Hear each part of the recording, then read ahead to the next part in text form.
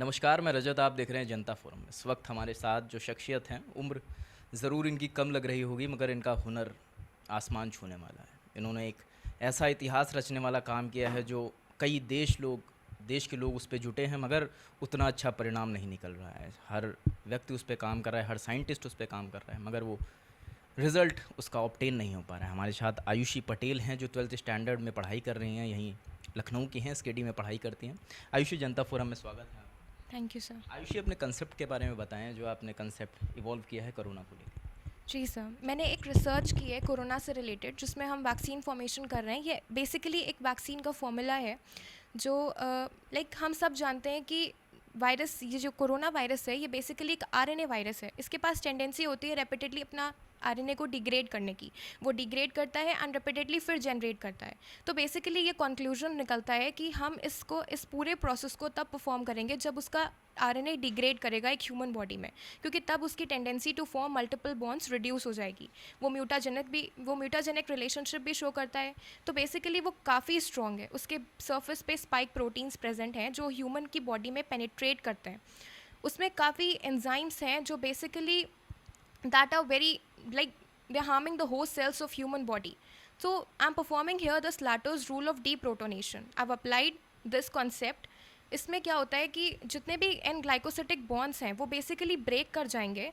And like हमने सुना होगा, हमारे आसपास हमने भी खुद बोला होगा कि अभी तक वैक्सीन नहीं बन पाई है क्योंकि वो कोरोना अपनी स्टेट चेंज करता है।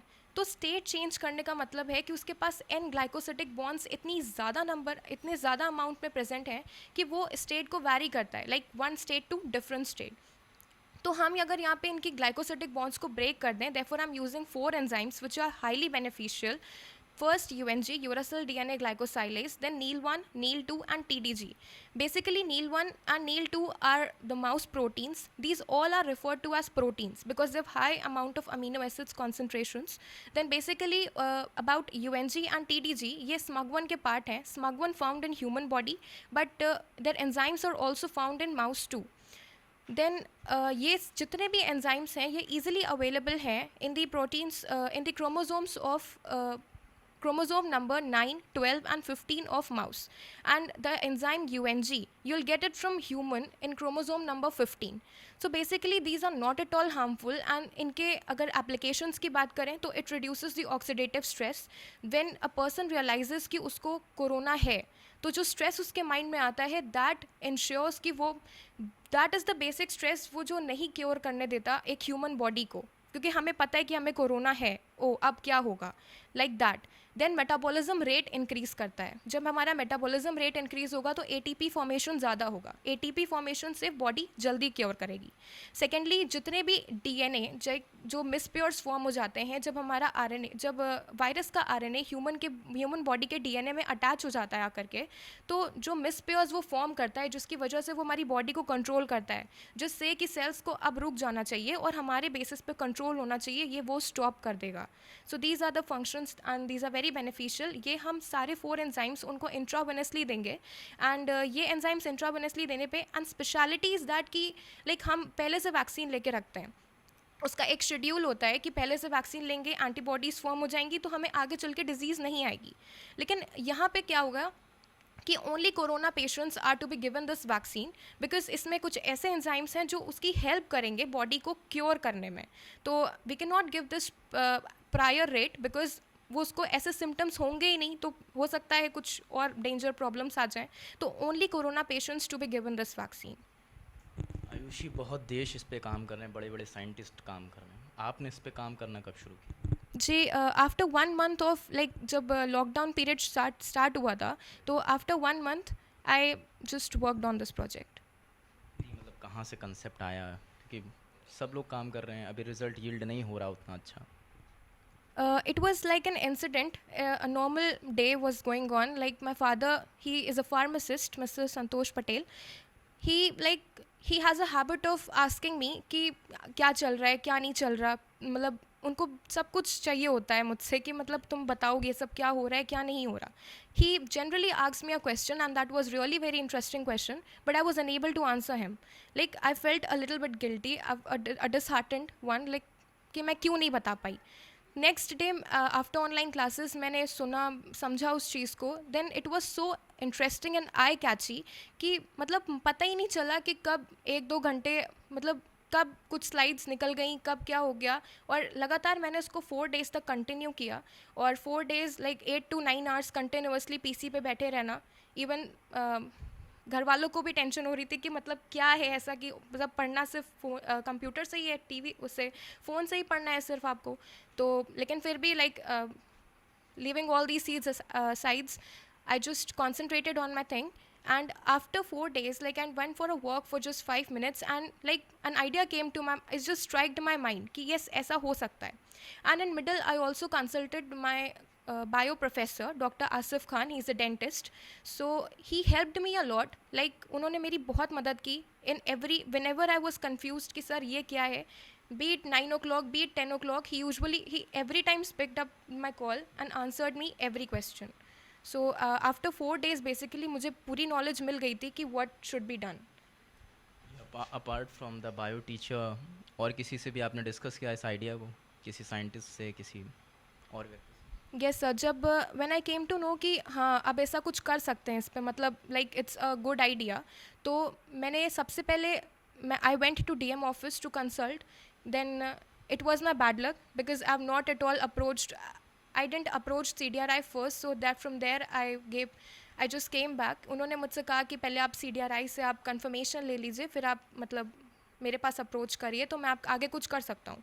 देन मैंने साइंटिस्ट को कंसल्ट करने का सोचा, तो साइंटिस्ट से मैंने ICMR साइंटिस्ट में भी कई साइंटिस्ट से बात करी, AK Sinha, doctor Mithilesh Chaturvedi and doctor Ashutosh from CDRI. तो डॉक्टर आशुतोष से मेरी अप्रॉक्स 1 hour 42 minutes बात हुई. उन्होंने मेरा एक टेस्ट लिया दैट कि मुझे बेसिक नॉलेज है उस चीज़ से रिलेटेड कि नहीं, और like I am just giving a hint to him. तो इतना सब कुछ करने के बाद ही ऑल्सो अप्रिशिएटेड मी. उन्होंने मुझसे कहा कि तुम एक वीक नोटिस तैयार करो, एक प्रोफाइल तैयार करो, and you need to read a lot, like तुम्हें रीडिंग प्रैक्टिस और चाहिए.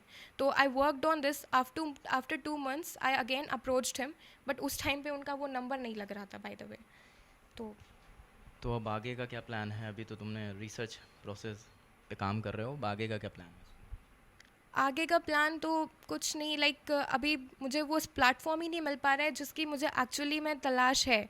Like I request the government, जो भी ये न्यूज़ देख रहा हो, आई जस्ट रिक्वेस्ट कि एक बार लाइक ऐसा दिमाग में सबके आता है कि 12th स्टैंडर्ड का बच्चा है जो इतने बड़े बड़े लोग नहीं कर पाए, वो ये क्या करेगा.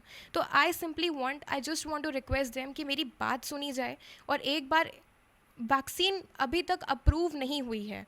लाइक जो वैक्सीन पे साइंटिस्ट वर्क कर रहे हैं वो अभी तक अप्रूवल नहीं है. तो इसमें भी कोई बुराई नहीं है अगर एक बार इन 4 एंजाइम्स को यूज़ करके हम टेस्ट कर लें, तो हो सकता है यही सही हो जाए. Because I don't know the exact composition here, क्योंकि पूरी वैक्सीन तैयार करने के लिए I need a laboratory. I don't have that. I don't have the licence to perform the experiment. I simply want my work, my reading, their work and our success. क्या लगता है कि आपने ट्राई किया गवर्नमेंट को approach करने के लिए, और उधर से क्या रिस्पॉन्स आया, या और किसी लेबोरेटरी को आपने ट्राई किया अप्रोच करने के लिए?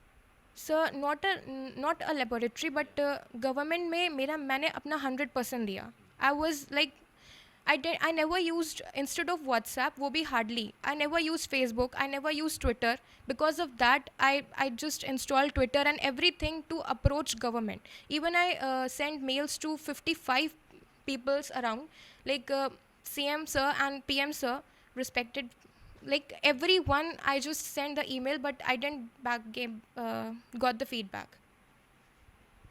ये हमारे साथ आयुषी थी जिन्होंने इतना बड़ा काम किया, एक रिसर्च प्रोजेक्ट बनाया. हम आशा करते हैं जनता फोरम की जो भी पब्लिक इसे सुन रही है इनका सपोर्ट करेगी, क्योंकि जब पब्लिक सपोर्ट करती है तभी गवर्नमेंट सपोर्ट में आती है. अक्सर ऐसा होता है कि गवर्नमेंट पहले सपोर्ट नहीं करती. ऐसा भी हो सकता है कि शायद आयुषी का जो प्रोजेक्ट है वो सच में बेहतर हो सकता है कि जिन चीज़ों को साइंटिस्ट दरकिनार कर रहे हों या आयुषी के प्रोजेक्ट को दरकिनार कर रहे हैं, शायद इसी से कुछ अच्छा हो सकता है. जनता फोरम की अपील है कि आयुषी की बात सुनी जाए, कम से कम उसे एक मौका दिया जाए. अगर हमारे देश के युवा कुछ करना चाहते हैं तो सरकार का फ़र्ज बनता है उनका साथ देने का, और एक छोटा सा ट्राई आयुषी को देने में क्या दिक्कत है. हर साइंटिस्ट अपना काम कर रहा है, आयुषी अपनी काम कर रही है. आयुषी और कुछ तो डिमांड नहीं कर रही, he is just asking the support and the favour of the government.